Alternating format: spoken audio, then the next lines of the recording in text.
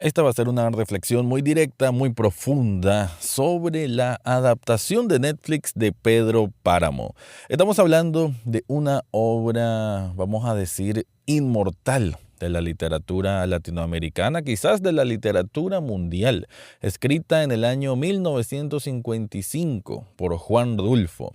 Juan Rulfo, un autor mexicano que daría inspiración con su realismo mágico al gran Gabo, al gran Gabriel García Márquez, y que el propio Jorge Luis Borges también alabaría esta obra que lleva el nombre de Pedro Páramo. Estamos hablando de una historia, sí, surrealista, pero también muy aterrizada en los cimientos de la sociedad naciente del México de los inicios de 1900, finales de 1800 quizás, y también de un pueblo chico que representa muy bien la idiosincrasia latinoamericana en, en cuanto al estilo de cómo se narran las historias, ¿no? En este caso, un déspota, un hombre que arruinó el pueblo de Comala, que es Pedro Páramo, y que iba a tener muchos hijos por distintas mujeres a las cuales maltrató a lo largo de su vida, y uno de ellos es Juan Preciado, que es el que llega a este pueblo a buscarlo, y así es como arranca la historia. La película de Netflix, si realmente hace honor al libro, sinceramente, para mí, no. De eso es lo que voy a hablar en este episodio. Análisis cinéfilo y seriéfilo de la actualidad. Eso y más, en el podcast Echados Viendo Tele. Esta es una producción desde Nicaragua, de Rafael Echado.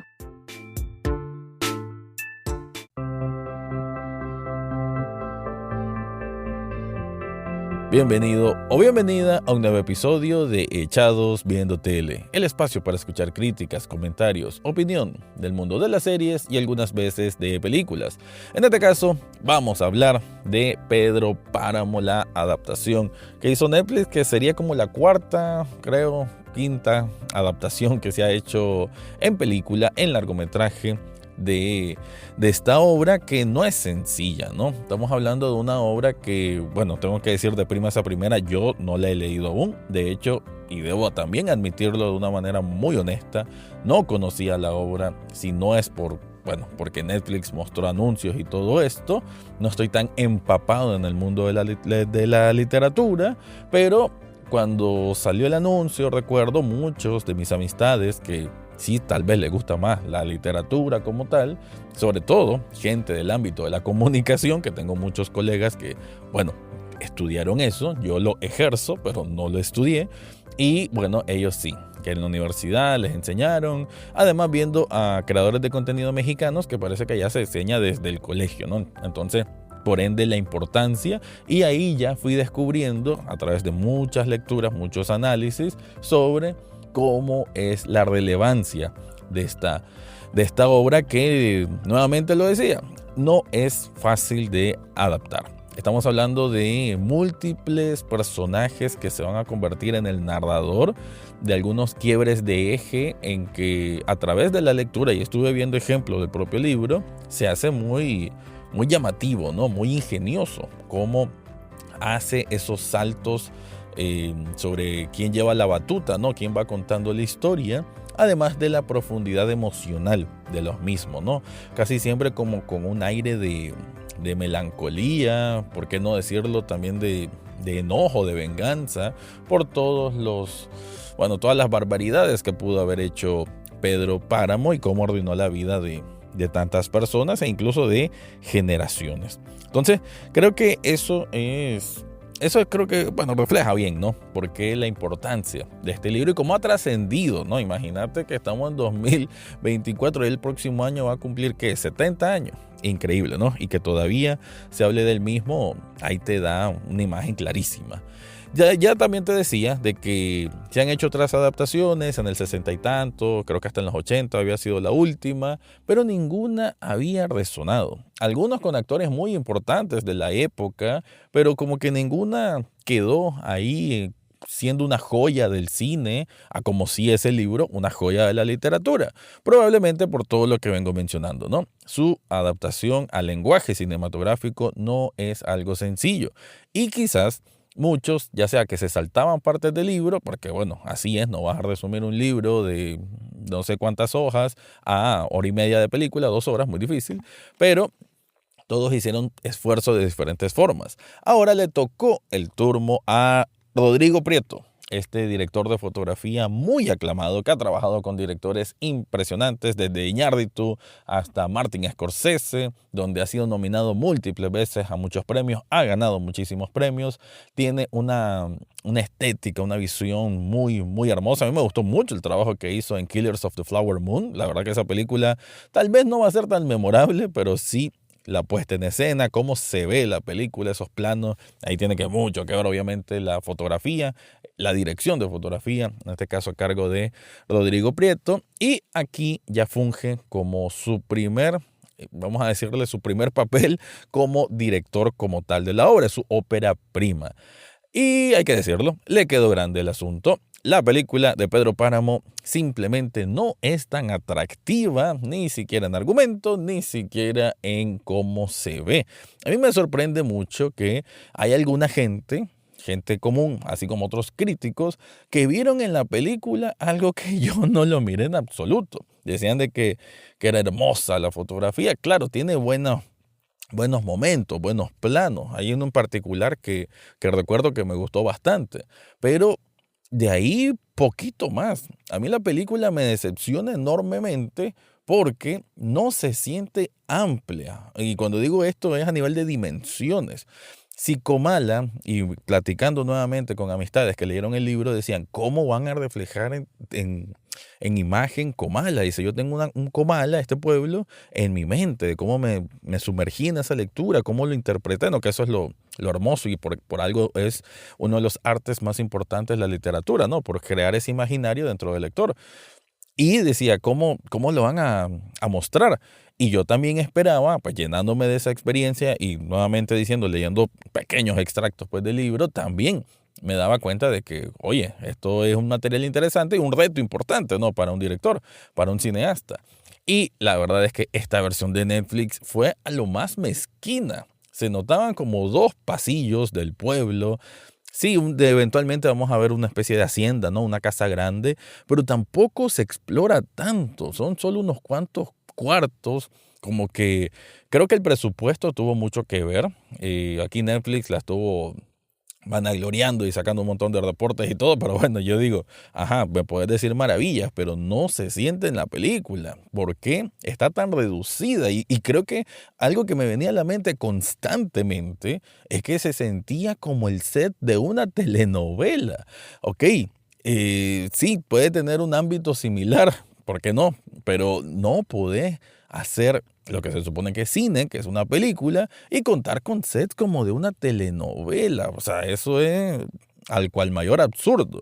Y sí, tal vez me estás escuchando y decís, ¿qué está hablando, Rafael? ¿Qué jodido estás diciendo? Yo no vi eso. Y entiendo, hay gente que le gustó mucho la película, pero, y aquí está el mayor error que puede haber, le gustó porque respetó casi al 90%, vamos a decir, lo que sale en el libro, pero literal lo que sale en el libro. ¿A qué me refiero con esto? Que los diálogos son extraídos directamente, casi que los parlamentos que tienen aquí es una lectura de partes que están en el libro. Y claro, la gente que le gustó mucho el libro, que lo respeta, que también yo tengo una opinión sobre eso, siento que los comelibros, así les digo yo, a veces les dan demasiado realce a los libros, o sea, no está mal, nuevamente, es un arte como tal, pero a veces siento que la gente muy metida en la literatura menosprecia el cine, y por eso es que yo tampoco simpatizo demasiado con ello.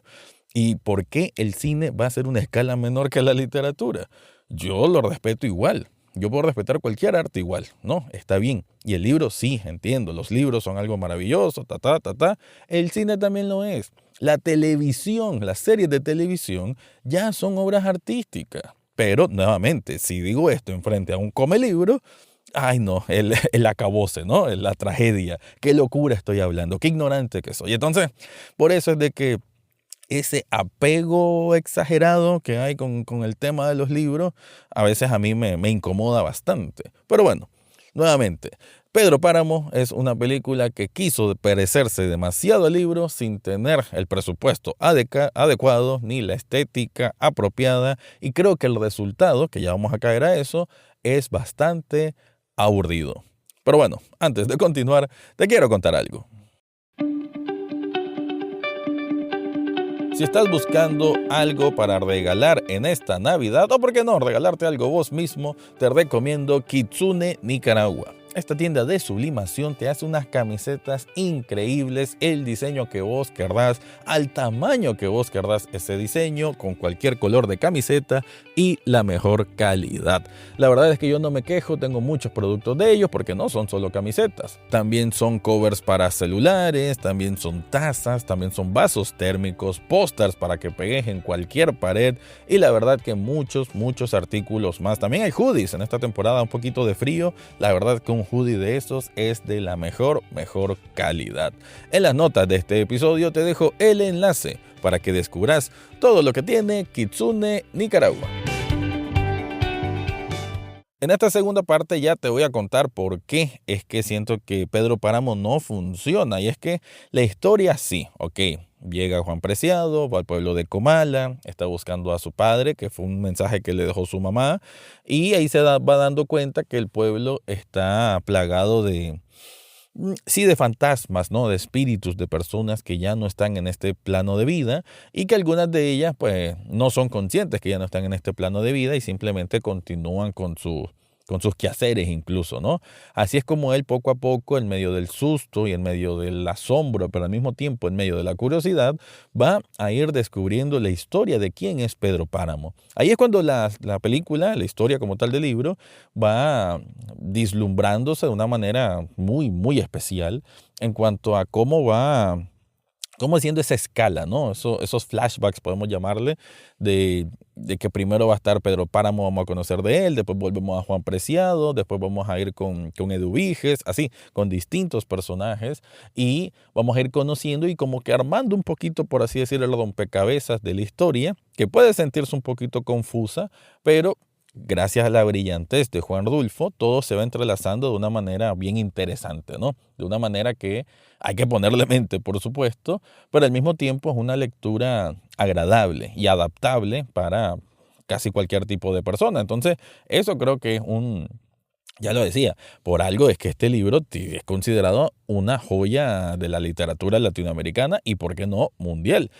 Ahora, en la película, en esta adaptación de Netflix, sí es cierto que la historia va avanzando de una manera interesante, pero desde ya los inicios vas sintiendo que están declamando, que están prácticamente leyendo extractos del libro. Va quitando naturalidad. Y ahí donde ya me hace un quiebre, ¿no? Y como que, bueno, va pasando, ¿no? Ya luego, cuando ya hay una parte incluso que es bien de terror casi, ¿no? Una especie de mujer que se derrite, otra de las almas en pena, vamos a decir que hay ahí, que también tiene una relación, vamos a decir, indirecta con Pedro Páramo, y hasta ahí bien, ¿no? Pero a partir de ahí ya el segundo acto de la película ya se va viendo como más engordoso, ya vamos conociendo más a Pedro Páramo, Juan Preciado pues, queda en un tercer plano prácticamente, y creo que las actuaciones tampoco me convencieron, ese es otro punto. El actor que hace de Pedro Páramo, nunca lo miré como ese hombre terrible que el libro bien te lo representa. Aquí se mira un poquito suave el asunto. Nunca lo vemos haciendo algo tan directamente malo. Claro, él tiene un capataz. El capataz es el que hacía las cosas malas por él. O el hijo de él era un rufián igual que él. Bien, pero bueno, tenés que mostrar autoridad de alguien malo, ¿no? Que se sienta, digamos, esa maldad. Y creo que el actor no funcionó para esto, ¿no? Simplemente no te transmite casi que nada, muy plano su actuación. Luego vamos a ver la historia del amor de su vida, que está postrada en cama, que no está mal, pero al mismo tiempo eso ya es acercándose al final. ya la película ahí ya me tenía un poquito perdido, ya, o sea, no perdido porque no entendiera la historia, perdido porque ya te había perdido interés nuevamente. Tan plano el asunto de cómo se van dirigiendo estas emociones, estos momentos, hacían de que la película se sintiera densa, no porque su historia fuese mala, nuevamente la historia es bastante atractiva. Todos esos cambios de narrativa, de autor, ¿no? De quién está contándolo, me parecen súper bien, me parece muy, muy original, pues la verdad. Y digo, puchica, como película, esto tenía muchísimo más potencial. Esto era para que lo hubiera hecho Guillermo del Toro. Guillermo del Toro, o sea, es alguien muy, muy cuentista, y este ha tenido casi un carácter cuentista esta historia, ¿no? Y aquí no se percibe. A Rodrigo Prieto le quedó muy grande este proyecto, y la verdad es que va el desenlace. Hay una escena que se miran como las personas que han fallecido en Comala en una especie de torbellino en el cielo, y aquel CGI que a mí me estorbó. Y digo, a la grande, seguimos con CGI, pero ni siquiera tan buen material. Y a mí no es que me estorbe tanto el CGI barato, pues digo, lo puedo perdonar, pero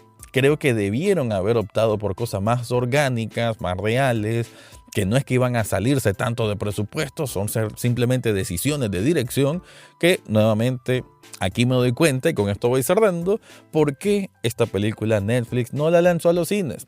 Netflix no es tonto, es una plataforma que tiene muy claro dónde invertir y dónde no, y miró el proyecto, sabía el presupuesto que tenía, y por eso únicamente salió para su plataforma y no en cines, para que compita, ya sabemos, en otros festivales, simplemente porque no tiene ese nivel. Con eso voy cerrando este episodio. Te recuerdo que Echados Viendo Tele también es un programa en televisión. Está en TN8 los sábados a las 9 de la noche, con repetición domingo a mediodía. Así es, domingo a mediodía, y nuevamente el domingo a las 9 de la noche. Y para mayor contenido te invito a que te suscribas al canal de YouTube Echados Viendo Tele. Con eso me despido y será hasta la próxima semana. Eso fue todo por hoy en Echados Viendo Tele. No olvides suscribirte desde tu sitio favorito, ya sea Spotify, Apple Podcast o hasta en YouTube. Gracias por escuchar y será hasta la próxima semana.